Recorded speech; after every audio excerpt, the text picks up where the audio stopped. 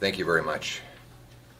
I want to start by condemning, without equivocation, the unjustified and unprovoked tariffs that President Trump has now announced against our auto sector. These tariffs will damage his workers and his economy, just as they will damage ours. We must retaliate and target goods and services that we don't need, can buy elsewhere, or make ourselves to maximize the impact on the Americans while minimizing the impact on ourselves. But before I go any further about these unjustified tariffs and how we're going to respond to them, let me speak to the workers in the auto sector. You're afraid right now. You're anxious. You wonder how you're going to pay your mortgage or put food on the table. You're thinking about the conversations you may need to have with your little children about whether they can register for next year's hockey or this summer's soccer. You don't know if you'll be able to stay in the same city or what's going to happen to your future. Canada will be there for you. We will be there for you.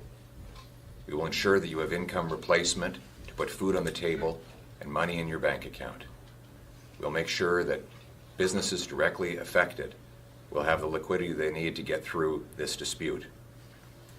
And we will unite as Canadians to protect our affected sectors. But more than that, we need to become strong, self-reliant, sovereign, so that we can stand on our own 2 feet and stand up to the Americans. What is clear is that 10 years of economic weakness have made us more reliant than ever on the Americans. 75% of our exports go to one country. Almost all of our energy, most of our raw materials go south because we can't get them anywhere else.